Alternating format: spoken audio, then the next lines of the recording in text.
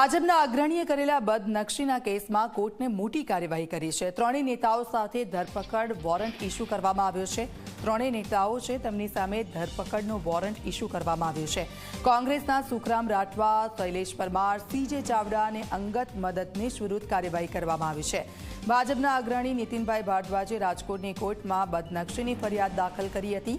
બદનક્ષી કેસમાં કોર્ટે તમામ આરોપીઓ વિરુદ્ધ પ્રોસેસ ઇસ્યુ કરીને કોર્ટમાં હાજર થવાનો હુકમ કર્યો હતો। હુકમ બાદ ઘણી મુદતો વીતી જતા આરોપી કોર્ટમાં હાજર ન થયા હતા।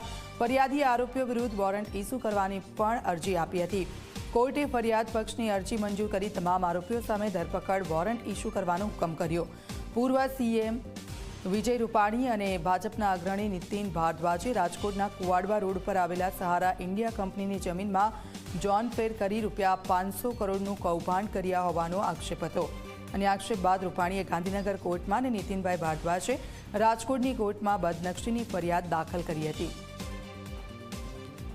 સંવાદદાતા ગૌરવ દવે અમારી સાથે ફોનલાઈન પર જોડાઈ ગયા છે। ગૌરવ, આ સમગ્ર કેસ શું હતો ને હવે શું કાર્યવાહી થશે?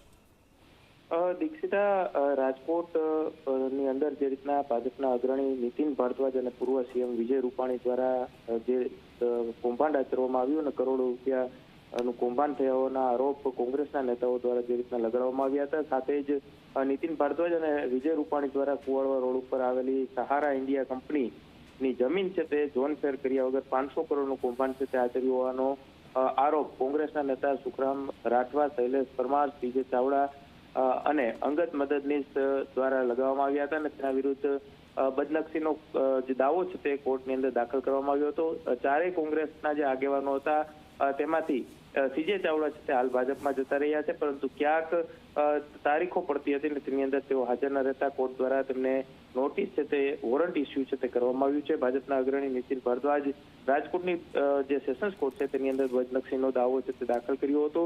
આક્ષેપ બાદ વિજય રૂપાણીએ ગાંધીનગર કોર્ટમાં જે દાવો કર્યો હતો તે પરત છે તે ખેંચી લીધો હતો, પરંતુ નીતિન ભારદ્વાજ દ્વારા રાજકોટની સેશન્સ કોર્ટની અંદર આ બદનક્ષીની ફરિયાદ છે તે ઊભી રાખી હતી।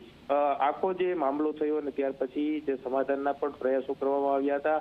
હુકમ બાદ ઘણી મુદતો છે તે વીતી જતા કોર્ટની અંદર આરોપીઓ કોર્ટમાં હાજર ન થતા જે ફરિયાદી દ્વારા જે આરોપીઓ વિરુદ્ધ વોરંટ છે તે ઇસ્યુ કરવાની અરજી છે તે કરવામાં આવી હતી અને તેને લઈને જ સેશન્સ કોર્ટ દ્વારા આ ચારેય જે કોંગ્રેસના નેતાઓ છે કે તેમની વિરુદ્ધ સેશન્સ કોર્ટ દ્વારા જે વોરંટ છે તે ઇસ્યુ છે તે કરવામાં આવ્યું છે। જી દીક્ષિતા, બિલકુલ આભાર ગૌરવ સમગ્ર વિગત બદલ।